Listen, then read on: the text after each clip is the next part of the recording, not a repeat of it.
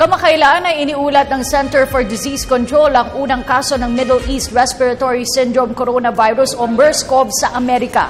Sa pinakahuling ulat naman ng Saudi Ministry of Health, 6 na Pilipino na sa gitnang silangan ang apektado ng naturang sakit. Ano nga ba ang MERS-CoV at saan ito nagmula? Narito ang special report. Ang MERS-CoV ay isang nakahahawa at nakamamatay na sakit sa baga na dulot ng Middle East Respiratory Syndrome Coronavirus. Taong 2012 nang naitala ang unang kaso nito sa Saudi Arabia. Mula noon, may halos 300 ng katao ang nagkasakit nito. Mahigit 70 dito ang namatay. Sinasabing zoonotic o galing sa hayop ang sakit na MERS-CoV at naisalin sa tao. Ay sa pagsasaliksik baka may kaugnayan ito sa mga hayop na nakikita sa Middle East. At isang specific na na-identify are the camels na nung nag-isolate dito sa camels, may mga lumitaw na MERS coronavirus na pathogen or organism.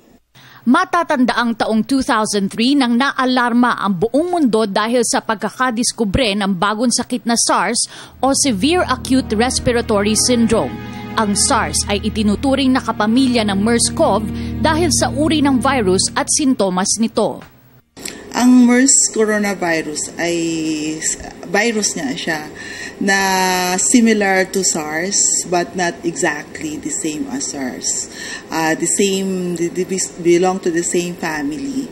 Kaya lang tinatawag siyang MERS corona or Middle East Respiratory Virus because it was first isolated in the Middle East, particularly in Saudi Arabia in 2012.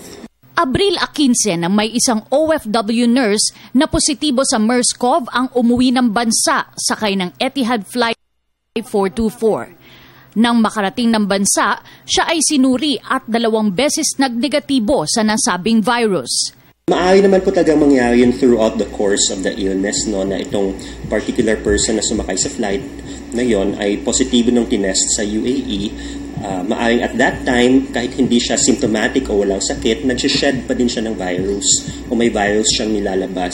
At throughout the course ng kanyang infection, maaring na-clear na din yung virus na pagdating niya dito, wala nang nagsished na virus. Kaya sa pag-collect sa kanya ng sample at sa pag-test ng similar na test, wala pong virus na nakita po doon. Mahigit 2 milyong Pinoy ang nagtatrabaho sa Middle East. Sa laki ng bilang na ito, malaki rin ang tsansa na makapasok sa bansa ang nakahahawa at nakamamatay na MERS-CoV. Kaya naman puspusan pa rin ang kampanya ng pamahalaan para di magkaroon ng outbreak ng sakit na ito sa ating bansa. Cathy San Gabriel, Telebisyon ng Bayan.